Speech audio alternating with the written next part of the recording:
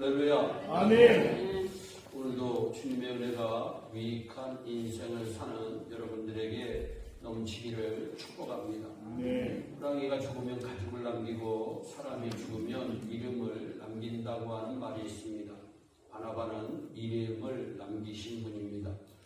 파랑새라는 희곡을 쓴 벨기에의 작곡가 모리스 메데르 링크는 인생은 한 권의 책이다.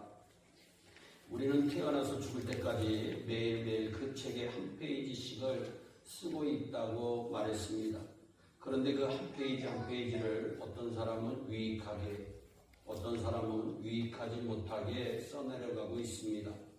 중요한 것은 한 번 쓰여진 내 인생의 책은 세상의 책과는 달리 지우거나 폐기할 수가 없고 내 인생의 책을 남이 대신 써줄 수 없다는 사실입니다.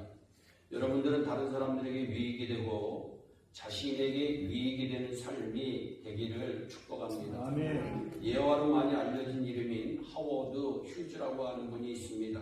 미국의 대부호 중에 50여 개의 사업체를 소유한 미국의 사업가요, 공학자요, 또 비행사요, 영화 제작자로 평생 동안 해보고 싶었던 것은 다 해보거나 시도해 본 사람으로 알려져 있습니다. 그런데 휴즈는 죽기 10수년 전서부터 결벽증을 앓았으며 이 심한 결벽증 때문에 사람들을 가까이 하지 않았고 무려 10년 동안 무균 상태의 유리관을 만들어 놓고 외부와 차단된 채 그 안에서 생활을 했지만 그만 병에 걸려 비행기로 병원으로 가던 중에 사망을 했다고 전해지고 있습니다. 하워드 휴즈는 사망한 후 실제로는 여러 신체 질환과 정신질환을 앓았으며 이상적인 억만장자의 생과는 한참 멀었다고 하는 것이 밝혀져 사람들을 애타게 하였습니다. 그가 1977년도에 죽었는데 남긴 유산이 우리 돈으로 2조 4천억 원 정도로 그 당시에는 아무도 따를 수 없는 엄청난 거액이었습니다. 그가 죽으면서 남긴 말 한마디가 너무나도 유명합니다. Nothing, nothing. 아무것도 아니다, 아무것도 아니다. 이 말을 반복하면서 그는 숨을 거두었다고 합니다. 돈도 명예도 죽어가는 그에게는 아무런 유익이 되지 못했습니다. 오늘 본문에 바나바라고 하는 이름을 남긴 사람이 나옵니다. 그가 이름을 남긴 이유는 다른 사람에게 유익한 인생을 살았기 때문입니다. 미국의 전도자 무디는 자기의 생일을 묻는 사람들에게 항상 자신에게는 두 가지 생일이 있다고 대답했다고 합니다. 하나는 어머니로부터 태어난 육신의 생활이고 다른 하나는 예수를 믿고 거듭난 생일이라고 합니다. 인간의 몸값을 화학적으로 따지면 성인 남성 몸무게 약 70kg 기준으로 약 6천 원의 가치를 지니고 있다고 합니다. 비누 몇 개를 만들 수 있는 지방, 못 한 개 만들 수 있는 철분, 설탕 한 겹 한 컵, 강 2개 덮여 삼다수 물 몇 통 등이 나온다고 합니다. 우리는 죽고 나면 한 줌의 흙으로 변합니다. 시편 90편은 인생은 70이 지나면 아침 햇살에 사라지는 이슬처럼 이 땅에서 사라지는 존재라고 분명히 말씀하고 있습니다. 성경의 주제는 육신의 생명이 아닌 영원한 생명이 성경의 주제임을 믿으시기를 바랍니다. 성경에서 하나님을 만나고 또 새로운 나 자신을 발견할 때만이 유익한 삶이 시작되는 것입니다. 선교사이자 탐험가인 데이빗 리빙스턴은 1813년 영국 스코틀랜드의 한 가난한 가정에서 태어났지만 가정이 너무나도 가난해 10살부터 공장에서 일하지 않으면 안 되었습니다. 그런데 그는 책을 사서 읽기를 좋아하는 특별한 취미가 있었습니다. 어느 날 종교서적을 읽다가 예수 그리스도의 구원을 받아들였고 그 후 자기 자신을 전적으로 예수 그리스도께 헌신하기로 결심하고 미지의 아프리카에 건너가 그곳에서 33년 동안 복음을 전파하며 의술을 가르치다 말라리의 한 오두막에서 조용히 하나님의 부르심을 받으셨던 분입니다. 반면 그의 형은 카나다로 건너가서 사업에 크게 성공하여 부자가 되었습니다. 그런데 그 형의 무덤 비문에는 아프리카 선교사 데이빗 리빙스턴 형의 무덤이라고 적혀 있다고 합니다. 사랑하는 여러분, 누가 더 성공했을까요? 누가 더 유익한 삶을 살았을까요?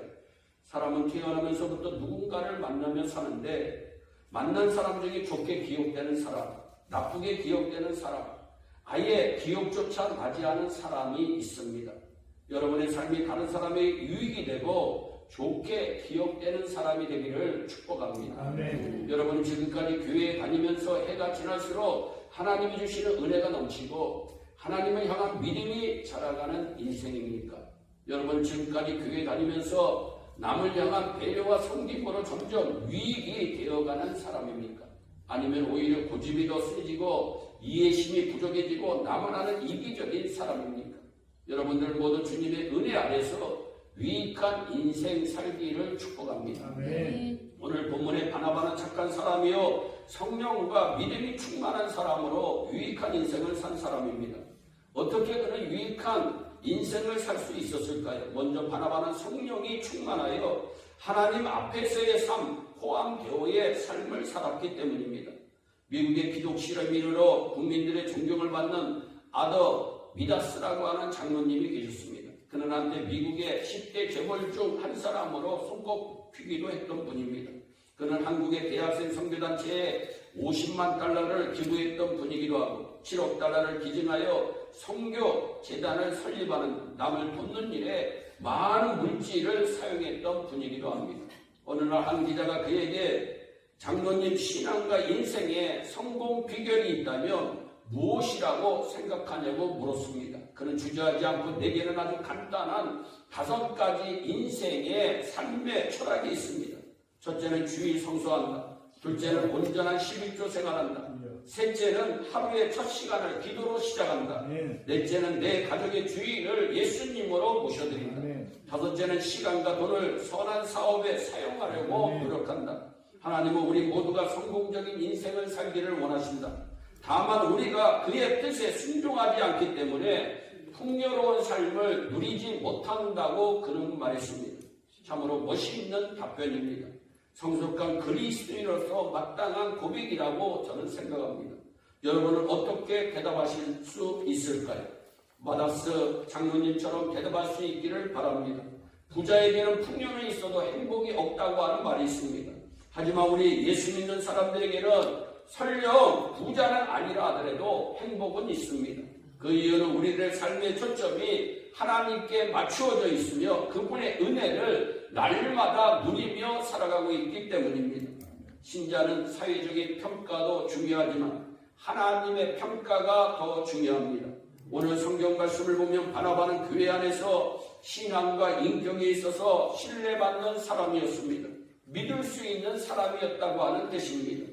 당시 예루살렘에 무서운 핍박이 일어나서 예수 믿는 사람들이 다 도망가 소아시아 여러 도시로 흩어져서 살며 복음을 전했습니다. 그 가운데 안디옥에서 회개하고 구원받는 성령의 역사가 불같이 일어납니다. 그러자 예루살렘 교회에서 한 사람을 보내서 잘 알아보고 격려도 하고 든든히 하게 했는데 그 한 사람이 바로 바나바예요. 그 한 사람으로 인해서 오늘 성경 말씀에 보니까 이에 큰 무리가 죽게 더하여지더라 분명히 말씀합니다. 그 바나바 한 사람으로 인하여 부흥의 역사가 일어났음을 성경은 말씀하고 있습니다. 바나바는 교회에서 인정받은 사람이었습니다. 믿음의 공동체에서 인정받는다는 것은 하나님께 인정받았다는 것입니다. 믿음의 공동체에서 쓰임받는다는 것은 하나님께 쓰임받는다는 것입니다. 바나바는 인정받고 쓰임받는 사람이었습니다. 그리고 바나바는 성령이 충만한 사람이었습니다. 성령의 사람은 순종하고 응답하는 사람입니다. 자기 앞에 이기적인 유익만을 위해서 살지 않고 교회와 하나님 나라의 영광을 위해서 산 사람입니다. 하나님은 이런 사람을 사용하십니다. 이런 인생이 자기도 유익이 되고 다른 사람에게도 유익이 되는 것입니다. 마태복음 25장에 달란트 비유가 나옵니다. 5달란트를 맡은 사람은 5달란트를 남깁니다. 2달란트를 받은 사람은 2달란트를 남깁니다. 그런데 1달란트를 받은 사람은 그냥 땅에 묻어들고 1달란트만 가지고 옵니다. 그러자 주인이 말합니다. 이 악하고 게으른 종아, 나는 심지 않은 데서 거두고 해치지 않은 데서 모으는 줄로 네가 알았느냐? 그러면서 한 개를 빼앗아 5달란트를 10개로 늘린 사람에게 주어라. 무릇 있는 자는 받아 풍족하게 되고 없는 자는 그 있는 것까지 빼앗기리라 분명히 말씀합니다. 어느 날 선생님이 학생들에게 삶이 무엇인가에 대해서, 삶의 가치는 과연 얼마나 되는가에 대해서 알아오라고 하는 숙제를 내주었습니다. 그 숙제물을 가지고 고민하던 한 학생이 기가 막힌 대답을 찾았습니다. 어느 분식집 앞에 붙어있는 문구였습니다. 삶은 계란 100원이다.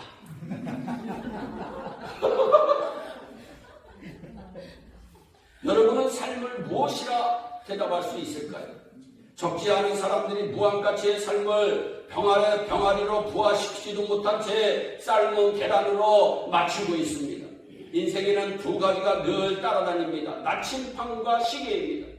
내가 바로 가고 있는지, 여러분 열심히 가는 게 중요한 게 아니고 바로 가는 게 중요합니다.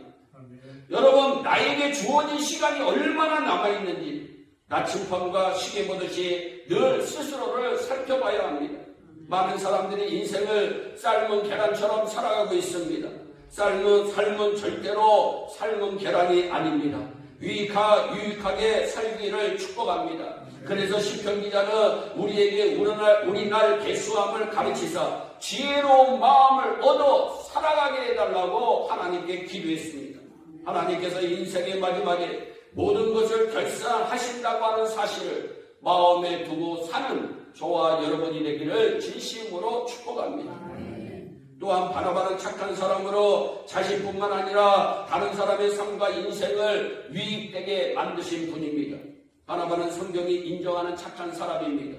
대단한 사람입니다. 성경이 인정하는 착한 사람, 성경이 인정하는 성령 충만한 사람, 성령이 인정하는 믿음에 충만한 사람, 그 한 사람들이 우리 예일교회 성도들이 되기를 주님의 이름으로 축복합니다. 성경에는 그의 좋은 면이 많이 나옵니다. 그는 일정이 자기가 가지고 있는 땅을 팔아 가난한 사람들을 위해 교회에 바쳤던 분입니다. 그의 이름은 원래 요셉이었으나 사도들이 권위자란 뜻을 가진 바나바라고 불렀습니다. 사도행전 4장 36절입니다. 구브로에서 난 레위 족인이 있으니 이름은 요셉이라. 사도들이 일컬어 부르기를 바나바, 번역하면 권위자라 하니라고 말씀합니다. 여러분, 권위자라고 하는 것은 어깨를 으쓱거리고 권세 부리고 권위주의에 물든 사람이 아니라 권면을 잘하고 위로를 잘하는 사람이라고 하는 뜻입니다. 다른 사람의 형편과 사정을 잘 배려하고 예수 그리스도의 정신으로 도와주었던 사람입니다. 다른 사람을 유익하게 만들고 발전하고 성장하도록 만드는 인생을 산 사람입니다. 하나님의 교회에는 권세 부리고 권위적으로 행하는 사람이 아니라 상처받은 사람을 위로하고 주의 사랑과 믿음으로 권면하는 사람이 필요합니다. 하나님의 교회에서 다른 사람을 유익되게 만드는 저와 여러분들이 되기를 주님의 이름으로 축복합니다. 초대교회 때 바나바의 도움을 받지 않은 사람이 없을 정도였다고 합니다. 최대의 수혜자는 누굽니까? 사도 바울입니다. 예수 믿는 사람들을 잡아 죽이려고 눈에 불을 켜고 다니던 사람이 어느 날 갑자기 천사처럼 변해서 여러분 나타납니다. 생각을 해보세요. 어제까지만 해도 예수 믿는 사람 죽이려고 했던 사람이 갑자기 나타나 여러분 천사처럼 행동합니다. 사도 바울이 변하여 새 사람이 되었지만 많은 사람들이 그를 의심합니다. 스데반을 불러 쳐 죽이고 살인이 등등하던 사람이 교회에 들어오다니 사람들이 많이 꺼리고 오해했습니다. 그때 바나바가 사울의 회심을 보고 변호하고 보증해 줍니다. 그렇지 않았다면 오해받아 사도 바울이 돌에 맞아 죽었을지도 모릅니다.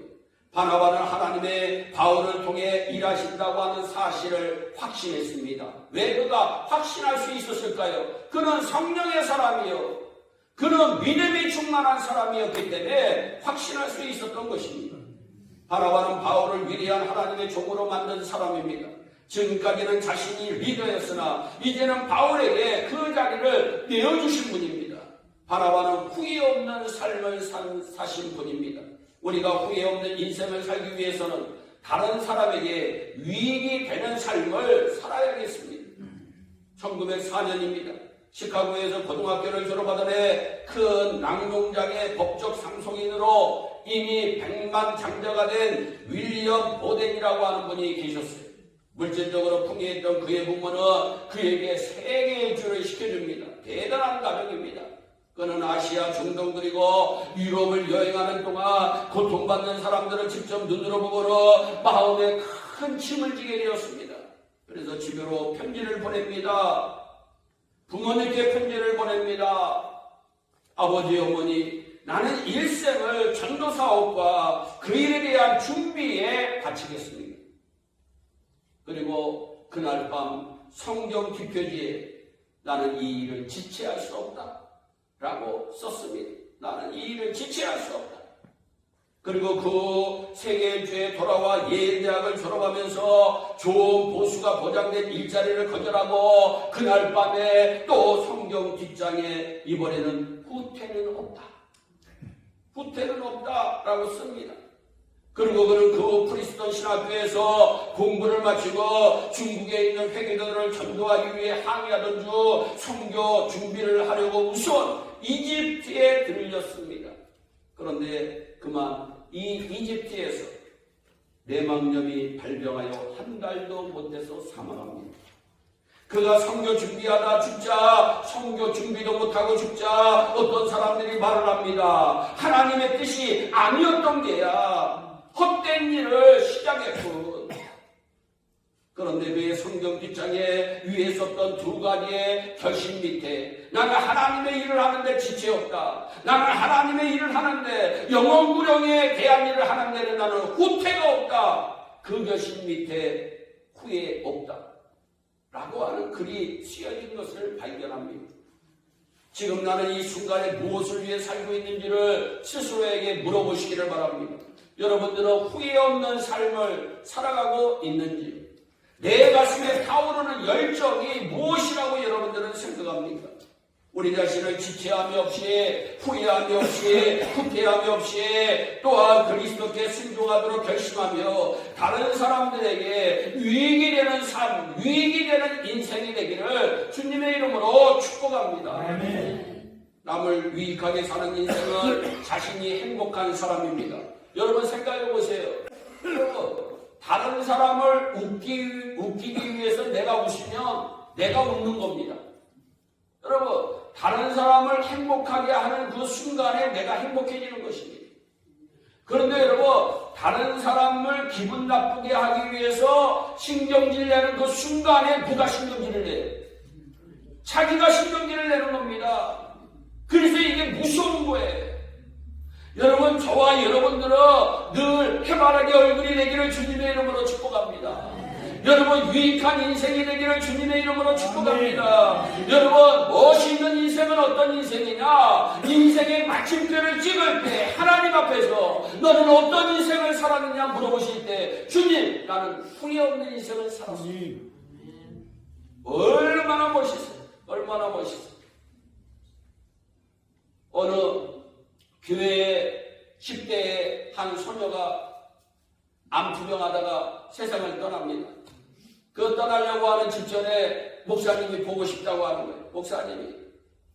그래서 그 목사님이 모든 바쁜 일을 물리치고 그 병원에 있는 소녀에게 달려갔어요. 그래서 간절히 그 소녀를 위해서 기도해 줬어요. 그런데 이 소녀가 마지막으로 목사님에게 한 행동이 여러분 무엇인지 아십니까? 우리 목사님 최고. 그러면서 세상을 떠났다는 거예요. 여러분, 그 일이 있고 난 뒤에 그 교회에 사람들이 몰려들기 시작하는데, 여러분 지금 한국 안에 제일 큰 교회 중에 하나로 성장해 있어요. 여러분, 바나바 한 사람을 통해서 하나님을 역사하시는 거예요. 여러분, 여러분들 가운데 어떤 이유를 막론하고 예일교회가 지금 이 순간까지 하나님의 은혜를 누리고 살아가고 있지만 부흥하기를 원하는데 부흥이 여러분 잘 안 되고 있고 뭔가 하려고 하는데 안 되고 있다면 여러분 우리 한 사람 한 사람이 하나님 앞에 뭔가 달라져야 함을 우리 하나님이 삶으로 우리에게 말씀하고 있는지는 아닌지 그런 생각을 하면서 오늘 말씀을 준비해 보았습니다. 저와 여러분들이 유익한 인생이 되기를 주님의 이름으로 축복합니다. 우리 옆에 분들과 한번 인사합시다. 유익한 인생이 됩시다. 유익한 인생이 돼야 돼. 유익한 인생. 유익한 인생은 어떤 인생이에요? 성령이 충만한 사람이에요.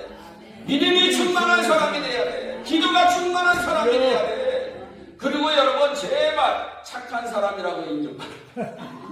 여러분, 목사님 제가 목회하면서 수많은 얘기를 안 들었겠어요. 목사님 나 그 사람 교회 나오면 나 안 나옵니다. 야, 예수님보다 더한 사람이 있더래. 아니 예수님은 다 와라 그러는데 그 사람 꼴보기 싫어서 안 나온다는 거예요. 여러분들도 그럴 수 있어요. 뭐 왜 그런 사람이 있을까? 아니에요. 꼴보기 싫으면요 꼴보기 싫은 거예요.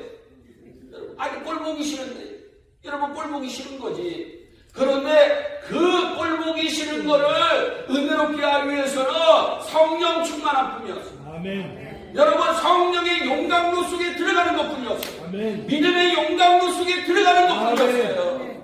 안 들어가면 안 돼요. 안 들어가면 안 돼요. 제가 그랬잖아요. 저도 성격이 굉장히 급한데 요새는 급하지 않습니다. 여러분 하도 불시험을 많이 받으면 하도 하나님 제가 아마 눈물 흘린 거 여러분 담으면 아마 바켓을 몇 통 나올 거야. 성도를 향해서 울고 교회를 향해서 울고 정말 얼마나 울고 저도 이 설교 주일날마다 설교할 때 정말 누가 실컷 울면서 설교하라면 나 울면서 설교할 수 있어요. 참는 거예요. 여러분 왜 정말 누가 애답하겠어요? 여러분 교회가 재정이 점점 없어질 때 아무도 I don't care 어떻게 되겠지? 아닙니다. 여러분 목사가 다른 사람에게 1,000번만 구워주세요. 2,000번만 구워주세요. 10,000번만 구워주세요. 그런 세월이 벌써 27년의 세월이에요. 엄청난 세월이에요. 그런데 여러분 내 마음에 어떤 마음이 있어서 견딜 수 있느냐? 여러분 착한 성품을 가진 자를 하나님이 축복하십니다. 성령이 충만한 사람을 하나님이 축복하십니다. 믿음이 충만한 사람을 하나님이 축복하십니다. 유익한 인생을 사는 인생은 반드시 하나님이 책임져 주시는데 어떻게 책임져 주세요? 자손 대대로 책임져 주십니다. 여러분 다윗이 죽을 뻔했어요. 그런데 누가 살려줘요? 여러분 요나단이라고 하는 친구가 살려줘요. 그러니까 그의 자손 중에 장애인 무비보셋이 은혜를 받은 줄 믿으시기를 바랍니다. 그래서 시편에는 여러분 하나님의 은혜가 있는 사람이 거린이 되지 않는다고 얘기하고 있어요. 무슨 얘기냐? 하나님이 책임져 주신다는 거예요. 우리 예교회 온 성도들은 교회에서 사회에서 다른 사람을 미익하게 하다가 하나님께 거기에 영광을 올려드리는 축복에 위한 주인공들이 되기를 주 예수 그리스도의 이름으로 축원합니다. 기도하겠습니다. 사랑의 하나님 참 감사합니다. 오늘도 부족하지만 생명의 말씀을 전했습니다.